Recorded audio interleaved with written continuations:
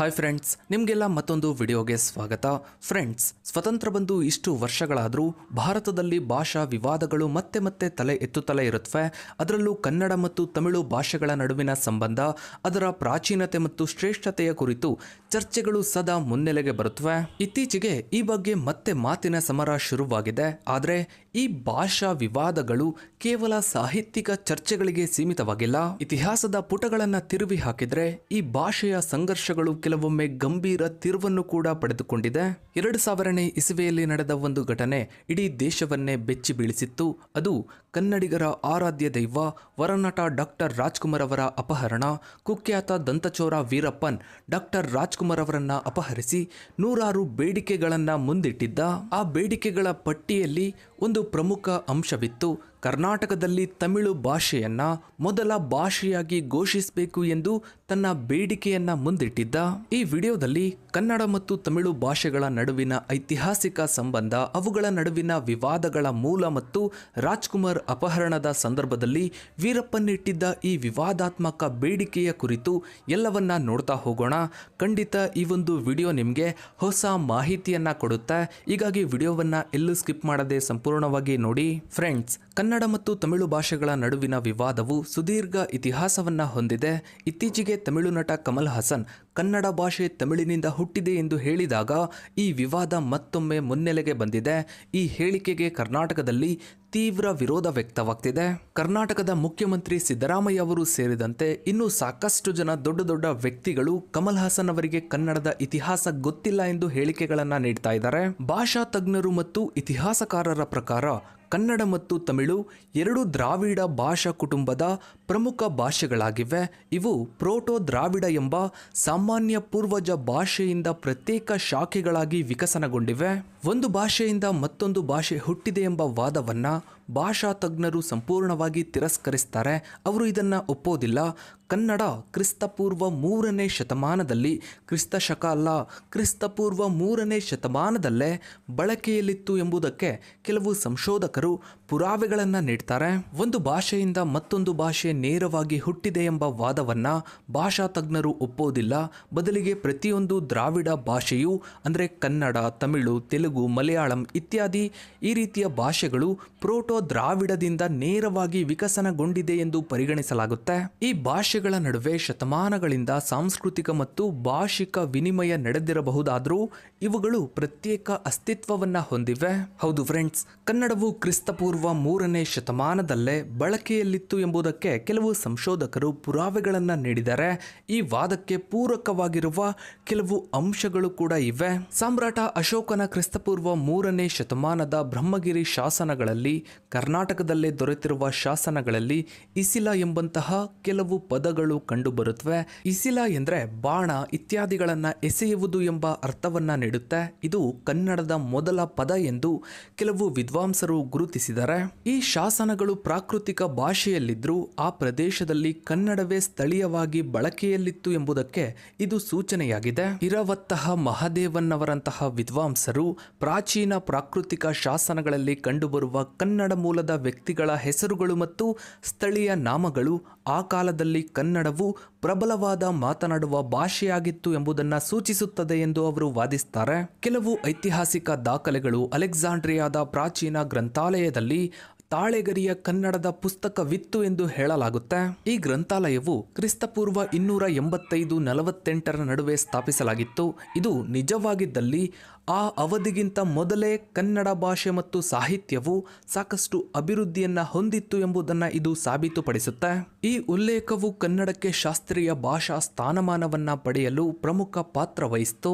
ಕ್ರಿಸ್ತಪೂರ್ವ 3ನೇ ಶತಮಾನದಿಂದ ಕ್ರಿಸ್ತಶಕ 1ನೇ ಶತಮಾನದ ತಮಿಳು ಶಾಸನಗಳಲ್ಲಿ ನಳಿಯೂರ್, ಕವುಡಿ ಮತ್ತು ಪೋಸಿಲ್ನಂತಹ ಕನ್ನಡ ಪ್ರಭಾವಿತ ಪದಗಳು ಕಂಡುಬಂದಿವೆ. ಕ್ರಿಸ್ತಶಕ 3ನೇ ಶತಮಾನದ ತಮಿಳು ಶಾಸನಗಳಲ್ಲಿ ಒಪ್ಪನ್ನಪ್ಪ ವೀರನ್ ಎಂಬ ಪದಗುಚ್ಛದಲ್ಲಿ ಅಪ್ಪ ಎಂಬ ಗೌರವ ಸೂಚಕವು ಕನ್ನಡದ ಪ್ರಭಾವವನ್ನು ತೋರಿಸುತ್ತೆ.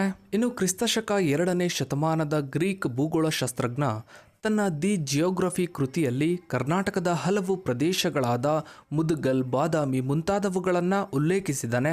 ಈ ಸ್ಥಳ ನಾಮಗಳು ಕನ್ನಡ ಮೂಲದ್ದಾಗಿವೆ. ಇದು ಆ ಕಾಲದಲ್ಲಿ ಕನ್ನಡವು ಚಾಲ್ತಿಯಲ್ಲಿತ್ತು ಎಂಬುದಕ್ಕೆ ಮತ್ತೊಂದು ಪುರಾವೆ. ಸಾಮಾನ್ಯವಾಗಿ ಕ್ರಿಸ್ತಶಕ 450 ಹಲ್ಮಿಡಿ ಶಾಸನವನ್ನ ಕನ್ನಡದ ಮೊದಲ ಪೂರ್ಣ ಪ್ರಮಾಣದ ಶಾಸನವೆಂದು ಪರಿಗಣಿಸಲಾಗುತ್ತೆ. ಆದರೆ ನಾವು ಆಗಲೇ ಹೇಳಿದಂತೆ ಅದಕ್ಕೂ ಮುಂಚೆಯೇ ಕನ್ನಡದ ಪದಗಳು ಮತ್ತು ಪ್ರಭಾವಗಳು ಇತಿಹಾಸದಲ್ಲಿ ದಾಖಲಾಗಿವೆ. ಇದು ಕನ್ನಡವು ಬಹು ಹಿಂದೆಯೇ ಮಾತನಾಡುವ ಭಾಷೆಯಾಗಿ ಬೆಳೆದು ಬಂದಿತ್ತು ಅನ್ನೋದನ್ನು ತೋರಿಸುತ್ತೆ. ಈ ಪುರಾವೆಗಳು ಕನ್ನಡ ಭಾಷೆಯು ಪ್ರಪಂಚದ ಅತ್ಯಂತ ಪ್ರಾಚೀನ ಮತ್ತು ಶ್ರೀಮಂತ ಭಾಷೆಗಳಲ್ಲಿ ಒಂದಾಗಿದೆ ಅನ್ನೋದನ್ನು ದೃಢಪಡಿಸುತ್ತೆ. ಇನ್ನು ತಮಿಳು ಭಾಷೆಯಲ್ಲಿ ಹಳೆಯ ಸಾಹಿತ್ಯ ಲಭ್ಯವಿದ್ರೂ ಕನ್ನಡದಲ್ಲಿ ರಾಜಾಶ್ರಯದ ಕೊರತೆಯಿಂದಾಗಿ ಹಳೆಯ ಸಾಹಿತ್ಯ ಲಭ್ಯವಿಲ್ಲ ಎಂಬ ವಾದವಿದೆ. ಮೌರ್ಯರ ಬದಲಿಗೆ ಕನ್ನಡಿಗರೇ ಮೊದಲು ಆಳಿ ಕನ್ನಡಕ್ಕೆ ರಾಜಾಶ್ರಯ ಸಿಕ್ಕಿದ್ದರೆ ತಮಿಳಿಗಿಂತ ಹಳೆಯ ಸಾಹಿತ್ಯ ಆಧಾರಗಳು ದೊರಕ್ತಾ ಇದ್ವು ಎಂಬ ಅಭಿಪ್ರಾಯಗಳು ಇವೆ. ಕನ್ನಡವು ಮೌರ್ಯರ ಬದಲಿಗೆ ಕನ್ನಡಿಗರೇ ಮೊದಲು ಆಳಿ ರಾಜಾಶ್ರಯ ಸಿಕ್ಕಿದ್ದರೆ ತಮಿಳಿಗಿಂತ ಹಳೆಯ ಸಾಹಿತ್ಯ ಆಧಾರಗಳು ದೊರಕುತ್ತಿದ್ವು ಎಂಬ ಅಭಿಪ್ರಾಯವು ಒಂದು ಕುತೂಹಲಕಾರಿ ಮತ್ತು ತಾರ್ಕಿಕವಾದ. ಇದನ್ನ ಸಂಪೂರ್ಣವಾಗಿ ತಳ್ಳಿಹಾಕಲು ಸಾಧ್ಯವಿಲ್ಲ. ಇದಕ್ಕೆ ಪೂರಕವಾಗಿ ಕೆಲವು ಅಂಶಗಳನ್ನು ನಾವಿಲ್ಲಿ ಪರಿಗಣಿಸಬಹುದು. ಯಾವುದೇ ಭಾಷೆಯ ಸಾಹಿತ್ಯವು ಅಭಿವೃದ್ಧಿ ಹೊಂದಲು ಮತ್ತು ಉಳಿಯಲು ರಾಜಾಶ್ರಯವು ಅತಿ ಮುಖ್ಯ ಪಾತ್ರವನ್ನ ವಹಿಸುತ್ತೆ. ರಾಜರು ಮತ್ತು ಸಾಮ್ರಾಜ್ಯಗಳು ಸಾಹಿತ್ಯಗಳು, ಕವಿಗಳು ಮತ್ತು ವಿದ್ವಾಂಸರಿಗೆ ಆರ್ಥಿಕ ಮತ್ತು ಸಾಮಾಜಿಕ ಭದ್ರತೆಯನ್ನ ಒದಗಿಸಿದಾಗ ಅವರು ಹೆಚ್ಚಿನ ಉತ್ತಮವಾದ ಕೃತಿಗಳನ್ನು ರಚಿಸಲು ಸಾಧ್ಯವಾಗುತ್ತೆ. ಈ ಕೃತಿಗಳು ದಾಖಲಾಗಿ ಸಂರಕ್ಷಿಸಲ್ಪಟ್ಟು ಮುಂದಿನ ಪೀಳಿಗೆಗೆ ತಲುಪುತ್ತವೆ. ತಮಿಳಿನಲ್ಲಿ ಸಂಗಮ್ ಸಾಹಿತ್ಯವು ಸುಮಾರು ಕ್ರಿಸ್ತಪೂರ್ವ 3ನೇ ಶತಮಾನದಿಂದ ಕ್ರಿಸ್ತಶಕ 3ನೇ ಶತಮಾನದವರೆಗೆ ಲಭ್ಯವಿರುವ ಅತ್ಯಂತ ಪ್ರಾಚೀನ ಸಾಹಿತ್ಯಿಕ ದಾಖಲೆಯಾಗಿದೆ. ಇದು ಪಾಂಡ್ಯರಂತಹ ತಮಿಳು ಅರಸರ ಆಶ್ರಯದಲ್ಲಿ ಬೆಳೆಯಿತು ಎಂದು ನಂಬಲಾಗಿದೆ. ಈ ಸಾಹಿತ್ಯವು ತಮಿಳು ಭಾಷೆಯ ಪ್ರಾಚೀನತೆ ಮತ್ತು ಶ್ರೀಮಂತಿಕೆಗೆ ಪ್ರಬಲ ಪುರಾವೆಯಾಗಿದೆ. ಇನ್ನು ಕನ್ನಡವು ಕ್ರಿಸ್ತಪೂರ್ವ 3ನೇ ಶತಮಾನದಲ್ಲಿ ಬಳಕೆಯಲ್ಲಿತ್ತು ಎಂಬುದಕ್ಕೆ ಕೆಲವು ಪುರಾವೆಗಳು ಕೂಡ ಇವೆ. ಎಕ್ಸಾಂಪಲ್ಗೆ ಅಶೋಕನ ಶಾಸನಗಳಲ್ಲಿ ಕನ್ನಡದ ಪ್ರಭಾವ. ಆದರೆ ಲಭ್ಯವಿರುವ ಅತ್ಯಂತ ಹಳೆಯ ಸಂಪೂರ್ಣ ಕನ್ನಡ ಸಾಹಿತ್ಯ ಕೃತಿ ಕವಿರಾಜ ಮಾರ್ಗವು ರಾಷ್ಟ್ರಕೂಟರ ದೊರೆ ಅಮೋಘವರ್ಷ ನೃಪತುಂಗನ ಆಶ್ರಯದಲ್ಲಿ ರಚಿಸಲಾಗಿದೆ. ಈ ಕೃತಿಯು ಅದಕ್ಕೂ ಮೊದಲು ಕನ್ನಡದಲ್ಲಿ ಹಲವು ಸಾಹಿತ್ಯ ಕೃತಿಗಳು ಅಸ್ತಿತ್ವದಲ್ಲಿದ್ವು ಅನ್ನೋದನ್ನ ಉಲ್ಲೇಖಿಸುತ್ತೆ. ಆದರೆ ಅವುಗಳ ಲಭ್ಯವಿಲ್ಲ. ಇನ್ನು ಕನ್ನಡಕ್ಕೆ ನಿಜವಾದ ರಾಜಾಶ್ರಯ ಸಿಕ್ಕಿದ್ದು 6ರಿಂದ 8ನೇ ಶತಮಾನದ ಬಾದಾಮಿ ಚಾಲುಕ್ಯರು, 8ರಿಂದ 10ನೇ ಶತಮಾನದ ರಾಷ್ಟ್ರಕೂಟರು ಮತ್ತು ಪಶ್ಚಿಮ ಗಂಗರಂತಹ ಕನ್ನಡ ಮೂಲದ ರಾಜವಂಶಗಳು ಅಧಿಕಾರಕ್ಕೆ ಬಂದ ನಂತರ ಈ ಸಾಮ್ರಾಜ್ಯಗಳು ಕನ್ನಡ ಭಾಷೆ ಮತ್ತು ಸಾಹಿತ್ಯಕ್ಕೆ ಭಾರಿ ಪ್ರೋತ್ಸಾಹವನ್ನ ನೀಡಿದ್ವು. ಈ ಅವಧಿಯಲ್ಲೇ ಕನ್ನಡದಲ್ಲಿ ಅನೇಕ ಶಾಸನಗಳು ಮತ್ತು ಸಾಹಿತ್ಯ ಕೃತಿಗಳು ರಚಿತವಾದವು. ಎಕ್ಸಾಂಪಲ್ಗೆ ಹಲ್ಮಿಡಿ ಶಾಸನ. ಒಂದು ವೇಳೆ ಮೌರ್ಯರ ಬದಲು ಕ್ರಿಸ್ತಪೂರ್ವ 3ನೇ ಶತಮಾನದಲ್ಲೇ ಕನ್ನಡ ರಾಜವಂಶಗಳು ಪ್ರಬಲವಾಗಿ ಆಳಿ ರಾಜಾಶ್ರಯವನ್ನ ನೀಡಿದ್ದರೆ ಆಗ ಕನ್ನಡ ಸಾಹಿತ್ಯದ ಆರಂಭಿಕ ಕೃತಿಗಳು ಅಂದೇ ರೂಪುಗೊಂಡು ದಾಖಲಾಗಿ ಉಳಿದು ಬಿಡುವ ಸಾಧ್ಯತೆ ಹೆಚ್ಚಿತ್ತು. ಇನ್ನು ವೀರಪ್ಪನ್ ಡಾಕ್ಟರ್ ರಾಜ್ಕುಮಾರ್ ಅವರನ್ನ ಅಪಹರಣ ಮಾಡಿದಾಗ ಅವನು ಇಟ್ಟ ಬೇಡಿಕೆಗಳಲ್ಲಿ ಕರ್ನಾಟಕದಲ್ಲಿ ತಮಿಳು ಭಾಷೆಗೆ 2ನೇ ಭಾಷೆಯ ಸ್ಥಾನಮಾನ ನೀಡಬೇಕು ಎಂಬ ಬೇಡಿಕೆಯೂ ಸೇರಿತ್ತು. ವೀರಪ್ಪನ್ ತಮಿಳು ಭಾಷೆಯನ್ನ ಕರ್ನಾಟಕದ 2ನೇ ಭಾಷೆಯಾಗಿ ಪರಿಗಣಿಸಬೇಕು ಎಂದು ಒತ್ತಾಯಿಸಿದ್ದ. ಈ ರೀತಿಯ ಬೇಡಿಕೆಗಳು ಅಂದಿನ ರಾಜಕೀಯ ಪರಿಸ್ಥಿತಿ ಮತ್ತು ಕರ್ನಾಟಕ ತಮಿಳುನಾಡು ಗಡಿ ವಿವಾದಗಳ ಹಿನ್ನೆಲೆಯಲ್ಲಿ ಹೆಚ್ಚು ಸೂಕ್ಷ್ಮವಾಗಿದ್ವು.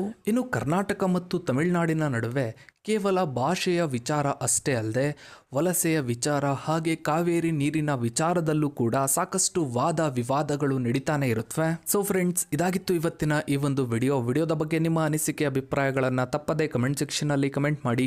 ಹಾಗೆ ವಿಡಿಯೋಗೊಂದು ಲೈಕ್ ಮಾಡ್ತಾ ವಿಡಿಯೋನ ಆದಷ್ಟು ಎಲ್ಲ ಕಡೆ ಶೇರ್ ಮಾಡಿ. ನೀವಿನ್ನೂ ನಮ್ಮ ಚಾನಲ್ಗೆ ಸಬ್ಸ್ಕ್ರೈಬ್ ಆಗಿಲ್ಲ ಅಂದರೆ ಕೆಳಗಡೆ ಕಾಣೋ ಸಬ್ಸ್ಕ್ರೈಬ್ ಬಟನ್ನ ಕ್ಲಿಕ್ ಮಾಡಿ. ಹಾಗೆ ಪಕ್ಕದಲ್ಲಿ ಕಾಣೋ ಬೆಲ್ ಐಕಾನ್ ಕೂಡ ಕ್ಲಿಕ್ ಮಾಡಿ. Thanks for watching.